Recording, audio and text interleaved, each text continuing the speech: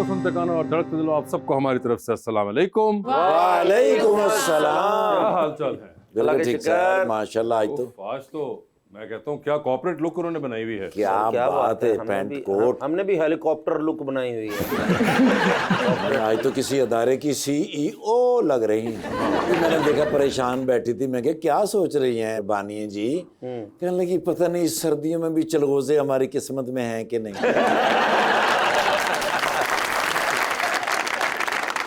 नहीं, फिर मैं ले गया ड्राई फ्रूट की दुकान पे सर। वहाँ चलगोजों को ऐसे देख रही थी जैसे मेले में लोग जलेबियों को नहीं देखते। यार डॉक्टर को चला गया, कहते मैंने चेक करो, कहते जी ਤੁਹਾਨੂੰ O पॉजिटिव चलगोजियां दी कमी है।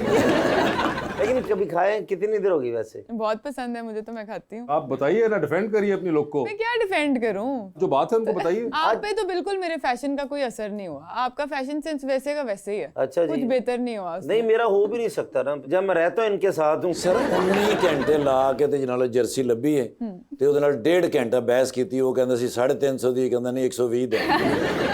बहुत बुरी बात है, आप एम ही कर रहे हैं, लेकिन उनकी बड़ी जबरदस्त लुक है। उन्होंने बिल्कुल सही कहा था, कोई CEO लग रही हैं या फिर लॉयर लग रही हैं आप। यस। और शायद उसकी वजह ये है कि हमारे जो आज के मेहमान हैं वो भी लॉयर हैं। लीजिए मैं बुलाते हैं अपने आज के मेहमान को। पाकिस्तान तहरीक इंसाफ के मेंबर, नेशनल असेंबली भी हैं, वाइस प्रेसिडेंट भी हैं, और साथ ही साथ एक बहुत ही बेधड़क किस्म के इंसान है, जो दिल में आता है बोल देते हैं। और अक्सर बेशतर उनका यही बोलना उनको अपनी ही पार्टी में भी कुछ मुश्किलात से दो चार कर देता है। आप सबकी तालियों में जनाब शेर अफजल खान मरवत।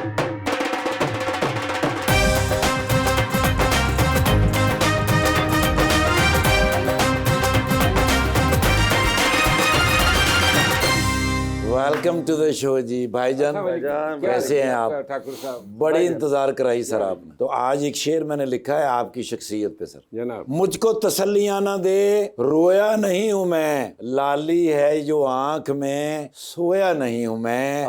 होने को मुझसे क्या कुछ नहीं होता, मगर यहाँ बैठा हूँ तेरी आस में, खोया नहीं हूं मैं। हाय हाय हाय हाय, ना जाने क्या जमाना चाहता है, ओए होए होए, हर पल कोई दिल दुखाना चाहता है। क्या झलकता है मेरे चेहरे से, हर शख्स मुझे ही आजमाना चाहता है। मरवत साहब, आप कोई शेर उनको सुनाना चाहेंगे इनके शेरों के जवाब में? एक शेर याद आया, शिबली फराज साहब के वालिद साहब अहमद फराज साहब का शेर है। अब के हम बिछड़े तो शायद कभी ख्वाबों में मिले, जैसे सूखे हुए फूल किताबों में मिले। आपको पक्का पता है खान साहब की जमानत नहीं होगी? आपको देख के शेर के बजाय एक फिक्र मैंने कहना था आपको। जी जी। वो जो आजकल आपके माशाल्लाह बाल इतने स्याह हैं, ये मूंछों के, और ये जो आपने डिज़ाइन बनाया हुआ है, मेरे 8वीं क्लास में इस तरह बाल स्याह हुआ करते थे।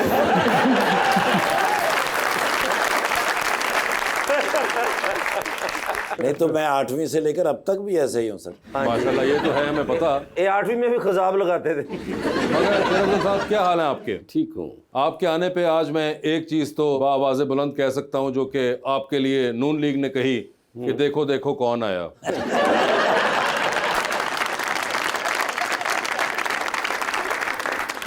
कल गया एक दोस्त की शादी में वजीराबाद, तो दोस्त ने बताया कि मेरा उसके शादी में आना उसको इतना महंगा पड़ा कि एन उसका वलीमा मनसूख होते होते रह गया कि जी ये आ रहा है, तो इंतज़ामिया ने NOC जो है वो विड्रा कर दिया था। और एक दफ़ा एक दोस्त खारियाँ का था, इटली से आया, तो उसने कहा जी कि मैं खाना करना चाहता हूँ बिरादरी के लोगों को बुला के, तो आप उधर आ जाएँ। तो उसको मैंने कहा कि मुझे मत बुलाओ, आपके लिए प्रॉब्लम हो जाएगा। उन्होंने कहा नहीं, आप आ जाएँ। तो खैर 2 दिन के बाद खान साहब ने एहतजाज का भी ऐलान कर दिया। अब एहतजाज के दिनों में फिर पकड़ दकड़ शुरू हो जाती है। फिर मैंने उसे कहा कि मत बुलाओ, आपके लिए प्रॉब्लम होगा। खैर उसने कहा नहीं आना है। जब दीना के नज़दीक में पहुंचा, जिस दिन खाना था, तो उसने कोई होटल बुक किया था, अहबाब अजीज़ रिश्तेदारों को बुलाया था। तो अचानक जो है कॉल आई और वो भाग रहा था। उसने कहा जी वो होटल भी सील हो गया, मेरे घर के दरवाजे भी बंद हो गए, सिर्फ खाना खाने जा रहा था। आपने बात की ना नून की, आजकल मुज़ाकरात हैं, अल्लाह करे कामयाब हो जाए।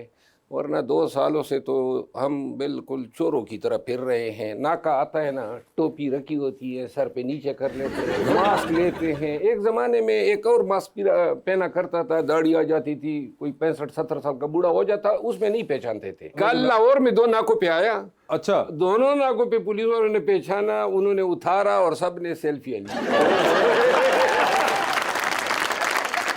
مگر ویسے مجھے بتائیں مرود بھائی, ابھی آپ آئے لاہور, پچھلی بار بھی آپ آئے تھے, تو یہ کافی آپ کے اوپر نظر بہت رہتی ہے, تو اس بار آپ نے ایسا کہا کہ سیلفیوں سے ہی بات ختم ہو گئی, کوئی اور نظر شظر تو نہیں پڑی؟ 2 سال کے سے تو اب اس طرح ہے نا, کوئی لمحہ ایسا ہے نہیں جہاں پولیس یہ سارے پیچھے نہیں ہوتے, گاڑی کے پیچھے, ہوٹل پہ, اب عادت سی ہو گئی ہے. مجھے ایک بات بتائیے, آپ کے ساتھ اکثر پارٹی کے اندر بھی یہ رہتا ہے, اور بہت جیسا میں نے آپ کے انٹروڈکشن میں کہا کہ آپ جو دل میں آتا ہے بول دیتے ہیں, اور اس کی وجہ سے کبھی کبھی آپ اپنی ہی پارٹی میں بھی پرابلم میں پڑ جاتے ہیں. تو یہ کبھی آپ کو کہا ہے دوستوں نے کہ یار مروت تھوڑا ہاتھ ہلکا رکھا کرو؟ یا نہ دیکھیں, میں پارٹی سے کبھی مستفید ہوا ہی نہیں ہوں, نہ میں کبھی سینیٹر رہا ہوں, نہ کبھی منسٹر رہا ہوں, نہ کبھی میں نے 1 ٹکے کا فائدہ اٹھایا ہے. لیکن میں نے پارٹی کے لیے ملک کے طول و عرض میں کنونشن, جلسے, جلوس, مار کائی, پرچے کائے, گھر گرائے, سب کچھ میرے ساتھ ہوا, تو مجھے کسی کی کیا پرواہ ہوگی؟ نہیں, مگر ویسے کوئی دوست والے, فیملی وغیرہ نہ, مجھ پہ کسی کا قرض نہیں ہے, تو لہٰذا اور میں بات جو کرتا ہوں وہ سچ کہتا ہوں اور اپنی ضمیر کے مطابق بولتا ہوں.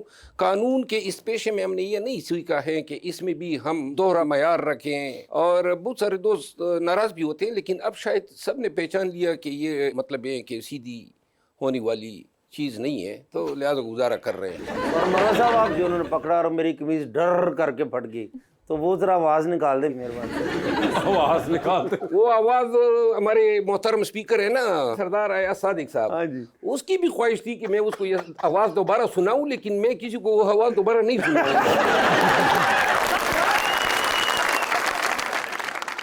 سر, آپ نے اپنے ایک انٹرویو میں کہا تھا کہ اولاد نہ ہونے کی وجہ سے آپ کی وائف نے کہا تھا کہ آپ دوسری شادی کر لیں, جس کے جواب میں آپ نے یہ کہا تھا کہ یہ ایک بہت بڑا ظلم ہوگا. تو ہماری سوسائٹی میں تو یہ کافی کامن ریزن ہے فار سیکنڈ میرج.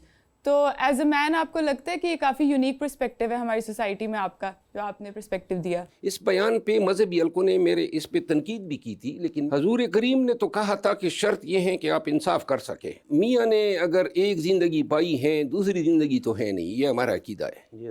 تو اسی طرح بیوی کی بھی نہیں ہے. اب یہی ایک زندگی میں آپ اس پہ 100 تن لے آئے, تو اس کے لیے زندگی میں کیا رہ گیا؟ دیکھیے, اللہ نے جو ہے نا جب آپ کی قسمت ملا دی آپ کی اہلیہ کے ساتھ, میرا خیال یہ ہے کہ پھر اولاد یا کوئی بھی قربانی جو ہے وہ انسان کو اپنی بیوی کے لیے اٹھانی چاہیے. یہ زندگی یہ گزر جاتی ہے نا, اب آپ اس کی زندگی جہنم بنا دیتے ہیں. میرے چچا نے 5 شادیاں کی تھی. اب چچا نے 5 شادیاں کی تھی, اور میں چچا کو دیکھتا آیا جب اس نے دوسری شادی کی, پھر تیسری, چوتھی, 5ویں, تو جو تازہ شادی کر لیتا وہ اس کا ہو جاتا تھا, پیچھے والوں کو چھوڑ دیتا تھا. مطلب چھوڑ سے مراد یہ کہ ان کے ساتھ جو ہے کوئی ان کے مراسم تعلق پھر نہیں ہوتا, محبت بڑھ جاتی تھی جو نئی شادی, سارے لوٹے بن جاتے ہیں نا.